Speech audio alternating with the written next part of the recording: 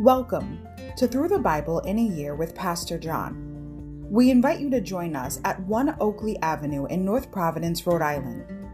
This podcast is presented to you by The Way Ministries, supported by listeners like you.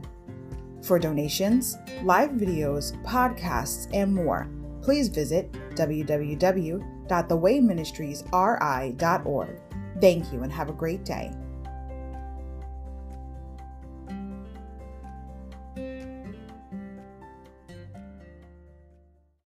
Hi everybody, welcome to Through the Bible in a Year with Pastor John. So glad you could join me today to get a portion of God's Word. Today we're going to begin with day 102, April 11th, 2 Kings, chapters 13 to 17. Ruin of Israel. Overview. On his deathbed, Elisha offers King Joash of Israel the opportunity to utterly rout his Aramean enemy. But the king's lack of faith results in something far short of complete victory and presents a picture of the problem that has plagued Israel's kings for centuries. The alliance between Israel and Judah, secured under Jehoshaphat, 1 Kings 22:44, now gives way to constant warfare. Anarchy and apostasy rip the land of Israel as first one king and then another is assassinated. When Israel and Aram form an alliance against Judah, Ahaz, king of Judah, buys the help of Assyria. But the downward spiral continues, and soon the 10 tribes in the north are deported to the remotest corners of the Assyrian Empire, while the other conquered peoples are imported to fill the vacuum. Chapter 13, Elisha dies. Chapter 14, Jeroboam II reigns. Decline in Israel. Chapter 15, 7 kings reign. Chapters 16 and 17, Assyria prevails. Dispersion of Israel. Insight. The chariots and charioteers of Israel. 2 Kings 13:14. Jehoash greeted Elisha with the same words Elisha used on the day Elijah was taken to heaven. Chapter 2, verse 12. There is nothing to suggest a chariot and horses of fire appeared in 13:14. Rather, by saying this, the king was acknowledging that Elisha, like Elijah as God's representative, was the true key to Israel's military success. Insight. It's a long way to captivity. 2 Kings 17:6. In the Assyrian captivity, 17 verse 6, many Israelites were resettled in northern Mesopotamia more than 400 miles away, and others in the area of the Medes, a full 1,000 miles from Samaria. Insight. Hated half-breeds. 2 Kings 17:24. After the Israelites were deported, other conquered nations were transplanted to Israel to take their place. Chapter 17:24. The remaining Israelites intermarried with them, a violation of God's law, and gave birth to a mixed race of people, the Samaritans. For centuries, they were hated by pure-blooded Jews for their mongrelized race and religion, which made Jesus' conversation with the Samaritan woman, John 4, his parable of a good Samaritan, Luke 10, and a grateful Samaritan leper, Luke 17, all the more remarkable. 2 Kings chapter 13. Jehoaz rules in Israel. Jehoaz, son of Jehu, began to rule over Israel in the 23rd year of King Joash's reign in Judah. He reigned in Samaria 17 years, but he did what was evil in the Lord's sight. He followed the example of Jeroboam, son of Nebat, continuing the sins that Jeroboam had led Israel to commit. So the Lord was very angry with Israel, and he allowed King Hazael of Aram and his son Ben-Hadad to defeat them repeatedly. Then Jehoaz prayed for the Lord's help, and the Lord heard his prayer, for he could see how severely the king of Aram was oppressing Israel. So the Lord provided someone to rescue the Israelites from the tyranny of the Arameans. Then Israel lived in safety again as they had in former days. But they continued to sin, following the evil example of Jeroboam. They also allowed the Asherah pole in Samaria to remain standing. Finally, Jehoaz's army was reduced to 50 charioteers 10 chariots, and 10,000 foot soldiers.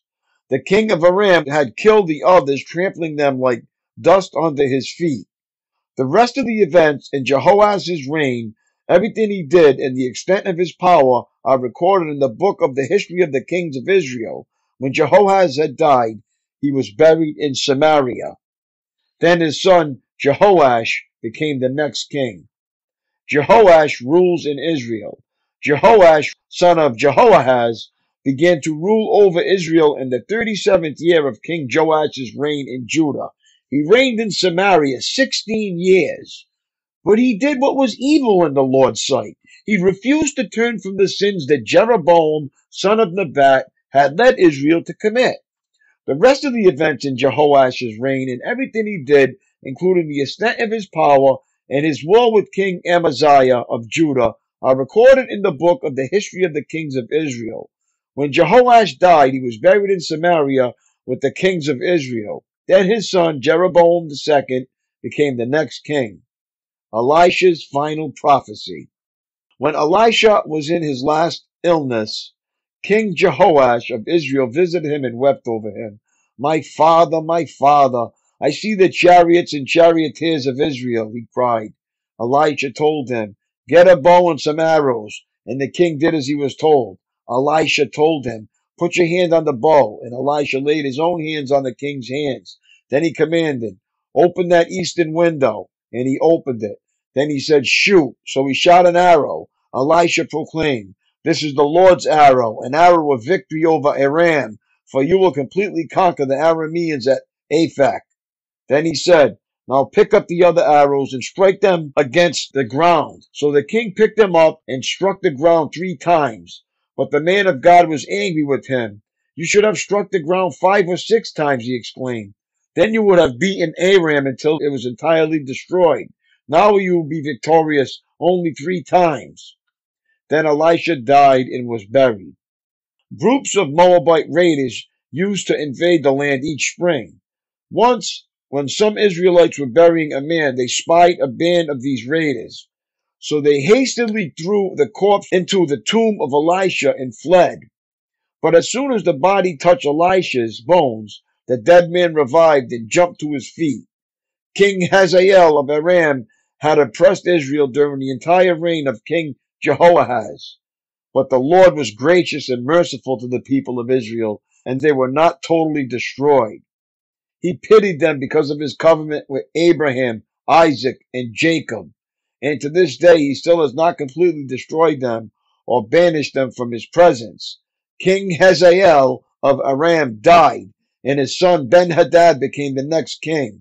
Then Jehoash, son of Jehoahaz, recaptured from Ben-Hadad, son of Hazael, the towns that had been taken from Jehoash, his father, Jehoahaz. Jehoash defeated Ben-Hadad on 3 occasions, and he recovered the Israelite towns.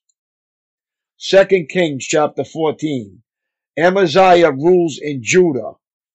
Amaziah, son of Joash, began to rule over Judah in the 2nd year of the reign of King Jehoash of Israel. Amaziah was 25 years old when he became king, and he reigned in Jerusalem 29 years. His mother was Jehoaddin from Jerusalem. Amaziah did what was pleasing in the Lord's sight, but not like his ancestor David. Instead, he followed the example of his father Joash. Amaziah did not destroy the pagan shrines, and the people still offered sacrifices and burned incense there. When Amaziah was well established as king, he executed the officials who had assassinated his father. However, he did not kill the children of the assassins, for he obeyed the command of the Lord as written by Moses in the book of the law. Parents must not be put to death for the sins of their children, nor children for the sins of their parents. Those deserving to die must be put to death for their own crimes. Amaziah also killed 10,000 Edomites in the valley of Salt. He also conquered Selah and changed its name to Joktheel, as it is called to this day. One day Amaziah sent messengers with his challenge to Israel's king Joash, the son of Jehoahaz and grandson of Jehu. Come and meet me in battle. But King Jehoash of Israel replied to King Amaziah of Judah with this story. Out in the Lebanon mountains, a thistle sent a message to a mighty cedar tree. Give your daughter in marriage to my son. But just then a wild animal of Lebanon came by and stepped on the thistle, crushing it. You have indeed defeated Edom, and you are proud of it, but be content with your victory and stay at home. Why stir up trouble that will only bring disaster on you and the people of Judah? But Amaziah refused to listen, so King Jehoash of Israel mobilized his army against King Amaziah of Judah. The two armies drew up their battle lines at Beth Shemesh in Judah. Judah was routed by the army of Israel, and his army scattered and fled for home. King Jehoash of Israel captured Judah's king Amaziah, son of Joash and grandson of Ahaziah, at Beth Shemesh. Then he marched to Jerusalem, where he demolished 600 feet of Jerusalem's wall from the Ephraim gate to the corner gate. He carried off all the gold and silver and all the articles from the temple of the Lord. He also seized the treasures from the royal palace along with hostages and then returned to Samaria. The rest of the events in Jehoash's reign and everything he did, including the extent of his power and his war with King Amaziah of Judah, are recorded in the book of the history of the kings of Israel. When Jehoash died, he was buried in Samaria with the kings of Israel, and his son Jeroboam II became the next king. King Amaziah of Judah lived for 15 years after the death of King Jehoash of Israel. The rest of the events of Amaziah's reign are recorded in the book of the history of the kings of Judah. There was a conspiracy against Amaziah's life in Jerusalem, and he fled to Lachish. But his enemies sent assassins after him, and they killed him there. They brought his body back to Jerusalem on a horse, and he was buried with his ancestors in the city of David. All the people of Judah had crowned Amaziah's 16-year-old son Uzziah as king in place of his father Amaziah. After his father's death, Uzziah rebuilt the town of Elat and restored it to Judah. Jeroboam II rules in Israel. Jeroboam II, the son of Jehoash, began to rule over Israel in the 15th year of King Amaziah's reign in Judah. He reigned in Samaria 41 years. He did what was evil in the Lord's sight. He refused to turn from the sins that Jeroboam, son of Nebat, had led Israel to commit. Jeroboam II recovered the territories of Israel between Lebo Hamath and the Dead Sea, just as the Lord, the God of Israel, had promised through Jonah, son of Amittai, the prophet from Gath Hepher. For the Lord saw the bitter suffering of everyone in Israel, and that there was no one in Israel, slave or free, to help them. And because the Lord had not said he would blot out the name of Israel completely, he used Jeroboam II, the son of Jehoash, to save them. The rest of the events in the reign of Jeroboam II and everything he did, including the extent of his power, his wars, and how he recovered for Israel both Damascus and Hamath, which had belonged to Judah, are recorded in the book of the history of the kings of Israel. When Jeroboam II died, he was buried in Samaria with the kings of Israel. Then his son Zechariah became the next king. 2 Kings chapter 15. Uzziah rules in Judah. Uzziah, son of Amaziah, began to rule over Judah in the 27th year of the reign of King Jeroboam II of Israel. He was 16 years old when he became king, and he reigned in Jerusalem 52 years. His mother was Jecholiah from Jerusalem. He did what was pleasing in the Lord's sight, just as his father Amaziah had done. But he did not destroy the pagan shrines, and the people still offered sacrifices and burnt incense there. The Lord struck the king with leprosy, which lasted until the day he died. He lived in isolation in a separate house. The king's son Jotham was put in charge of the royal palace, and he governed the people of the land. The rest of the events in Uzziah's reign and everything he did are recorded in the book of the history of the kings of Judah. When Uzziah died, he was buried with his ancestors in the city of David, and his son Jotham became the next king. Zechariah rules in Israel. Zechariah, son of Jeroboam II, began to rule over Israel in the 38th year of King Uzziah's reign in Judah. He reigned in Samaria 6 months. Zechariah did what was evil in the Lord's sight, as his ancestors had done. He refused to turn from the sins that Jeroboam, son of Nebat, had led Israel to commit. Then Shallum, son of Jabesh, conspired against Zechariah, assassinated him in public, and became the next king. The rest of the events in Zechariah's reign are recorded in the book of the history of the kings of Israel. So the Lord's message to Jehu came true. Your descendants will be kings of Israel down to the 4th generation. Shallum rules in Israel. Shallum, son of Jabesh, began to rule over Israel in the 39th year of King Uzziah's reign in Judah. Shallum reigned in Samaria only 1 month. Then Menahem, son of Gadi, went to Samaria from Tirzah and assassinated him, and he became the next king. The rest of the events in Shallum's reign, including his conspiracy, are recorded in the book of the history of the kings of Israel. Menahem rules in Israel. At that time, Menahem destroyed the town of Tappuah and all the surrounding countryside as far as Tirzah, because its citizens refused to surrender the town. He killed the entire population and ripped open the pregnant women. Menahem, son of Gadi, began to rule over Israel in the 39th year of King Uzziah's reign in Judah. He reigned in Samaria 10 years, but Menahem did what was evil in the Lord's sight. During his entire reign, he refused to turn from the sins that Jeroboam, son of Nebat, had led Israel to commit. Then King Tiglath-Pileser of Assyria invaded the land, but Menahem paid him 37 tons of silver to gain his support and tighten his grip on royal power. Menahem extorted the money from the rich of Israel, demanding that each of them pay 50 pieces of silver to the king of Assyria. So the king of Assyria turned from attacking Israel and did not stay in the land. The rest of the events in Menahem's reign and everything he did are recorded in the book of the history of the kings of Israel. When Menahem died, his son Pekahiah became the next king. Pekahiah rules in Israel.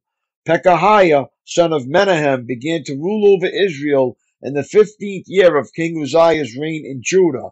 He reigned in Samaria 2 years, but Pekahiah did what was evil in the Lord's sight. He refused to turn from the sins that Jeroboam, son of Nebat, led Israel to commit. Then Pekah, son of Remaliah, the commander of Pekahiah's army, conspired against him. With 50 men from Gilead, Pekah assassinated the king along with Argob and Ariah in the citadel of the palace at Samaria, and Pekah reigned in his place. The rest of the events of Pekahiah's reign and everything he did are recorded in the book of the history of the kings of Israel. Pekah rules in Israel.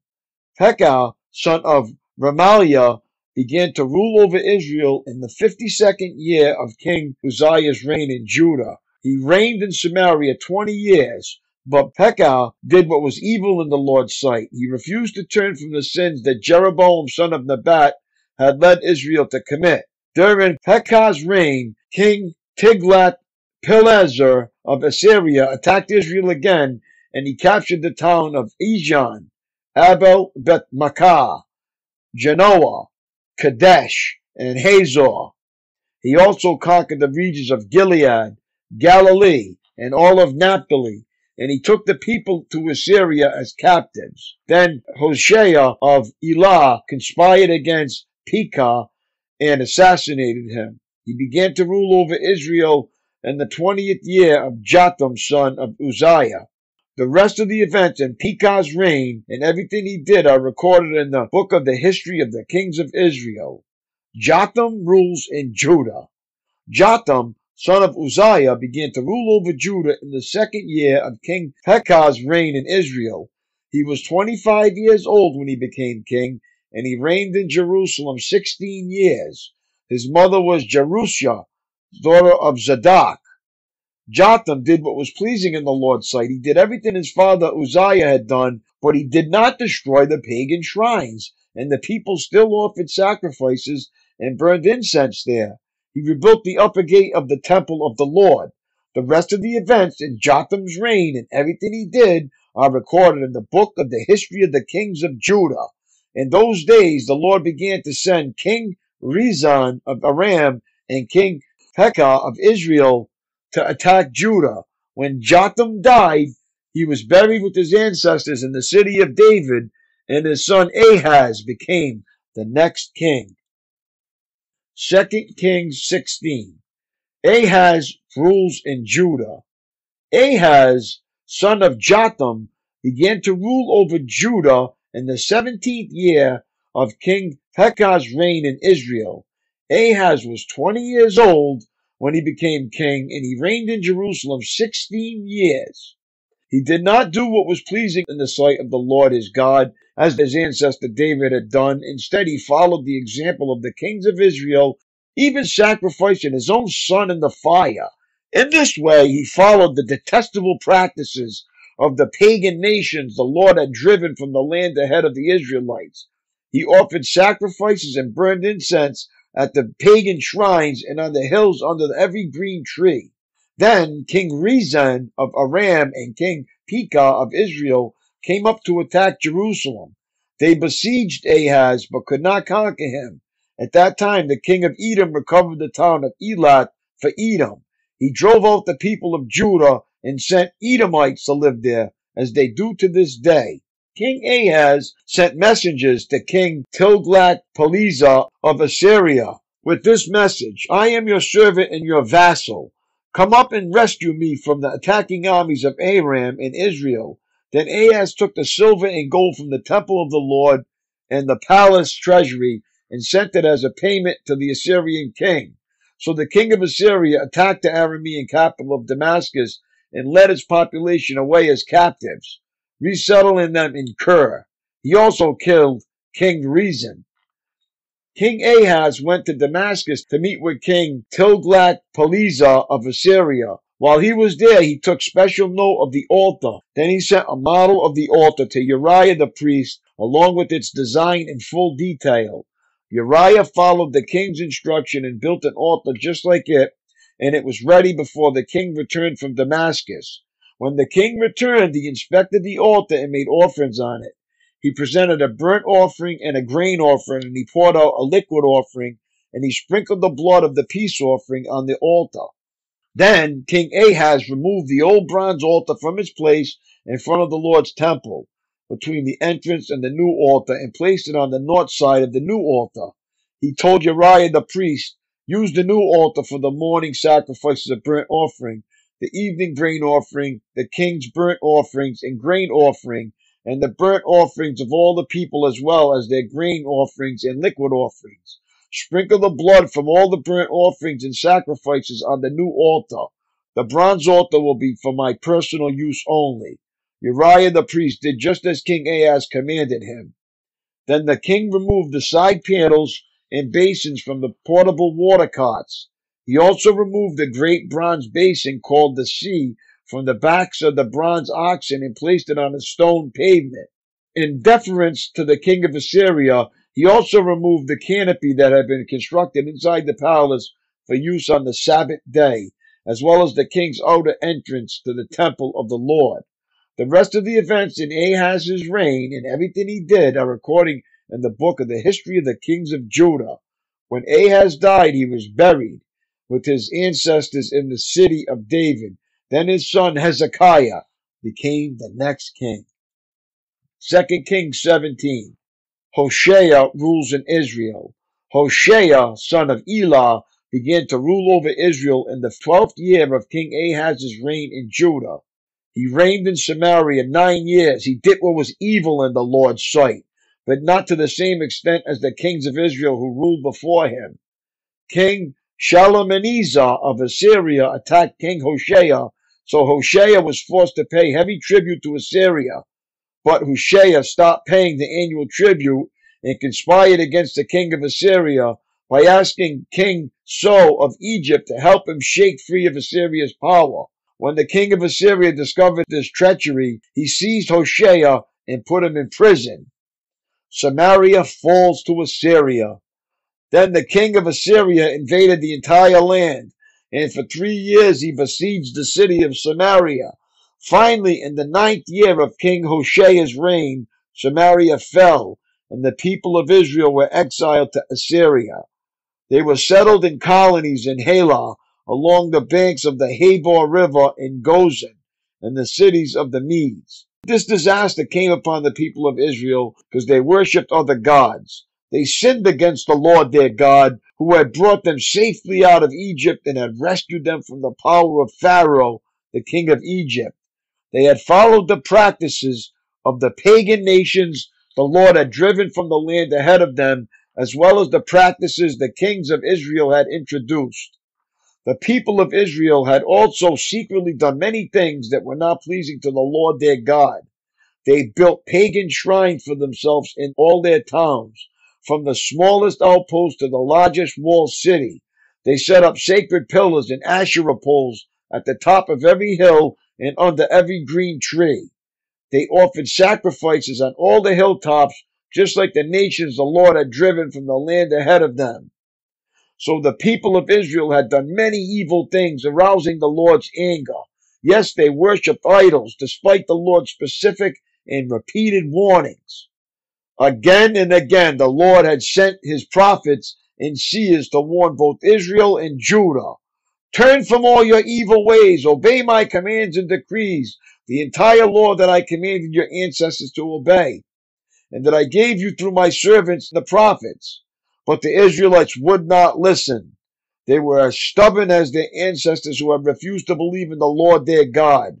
They rejected his decrees and the covenant he had made with their ancestors, and they despised all his warnings.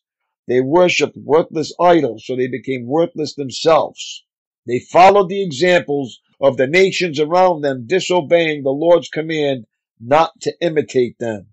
They rejected all the commands of the Lord their God and made 2 calves from metal. They set up an Asherah pole and worshipped Baal and all the forces in heaven. They even sacrificed their own sons and daughters in the fire. They consulted fortune tellers and practiced sorcery and sold themselves to evil, arousing the Lord's anger. Because the Lord was very angry with Israel, he swept them away from his presence. Only the tribe of Judah remained in the land. But even the people of Judah refused to obey the commands of the Lord their God, for they followed the evil practices that Israel had introduced. The Lord rejected all the descendants of Israel. He punished them by handing them over to their attackers until he had banished Israel from his presence. For when the Lord tore Israel away from the kingdom of David, they chose Jeroboam, son of Nebat, as their king. But Jeroboam drew Israel away from following the Lord and made them commit a great sin. And the people of Israel persisted in all the evil ways of Jeroboam. They did not turn from these sins until the Lord finally swept them away from his presence, just as all his prophets had warned. So Israel was exiled from their land to Assyria, where they remain to this day. Foreigners settle in Israel. The king of Assyria transported groups of people from Babylon, Cuthah, Ava, Hamath, and Shepharim, and settled them in the towns of Samaria, replacing the people of Israel. They took possession of Samaria and lived in its towns. But since these foreign settlers did not worship the Lord when they first arrived, the Lord sent lions among them, which killed some of them. So a message was sent to the king of Assyria. The people you have sent to live in the towns of Samaria do not know the religious customs of the God of the land. He has sent lions among them to destroy them because they have not worshipped him correctly. The king of Assyria then commanded, send one of the exiled priests back to Samaria. Let him live there and teach the new residents the religious customs of the God of the land. So one of the priests who had been exiled from Samaria returned to Bethel and taught the new residents how to worship the Lord. But these various groups of foreigners also continued to worship their own gods. In town after town where they lived, they placed their idols at the pagan shrines that the people of Samaria had built. Those from Babylon worshipped idols of their god Sukkot-Benoth. Those from Cuthah worshipped their god Nergal. And those from Hamath worshipped Ashima. The Avites worshipped their gods Nibhaz and Tartak. And the people from Sepharvaim even burned their own children as sacrifices to their gods Adremelech and Anamelech. These new residents worshipped the Lord, but they also appointed from among themselves all sorts of people as priests to offer sacrifice at their places of worship. And though they worship the Lord, they continue to follow their own gods according to the religious customs of the nations from which they came. And this is still going on today. They continue to follow their former practices instead of truly worshiping the Lord and obeying the decrees, regulations, instructions, and commands he gave the descendants of Jacob, whose name he changed to Israel. For the Lord had made a covenant with the descendants of Jacob and commanded them, do not worship any other gods or bow before them or serve them or offer sacrifices to them, but worship only the Lord who brought you out of Egypt with great strength and a powerful arm. Bow down to him alone and offer sacrifices only to him. Be careful at all times to obey the decrees, regulations, instructions, and commands that he wrote for you. You must not worship other gods. Do not forget the covenant I made with you, and do not worship other gods. You must worship only the Lord your God. He is the one who will rescue you from all your enemies. But the people would not listen and continued to follow their former practices. So while these new residents worship the Lord, they also worship their idols. And to this day, their descendants do the same. My daily walk. Historians and political scientists have developed elaborate explanations for the conquest of Israel and later of Judah. These were small countries, they say, in the buffer zone between large, powerful neighbors to the south, Egypt, and the north, Assyria and Babylonia. But the Bible states that the conquest and exile were God's judgment for sin among his people.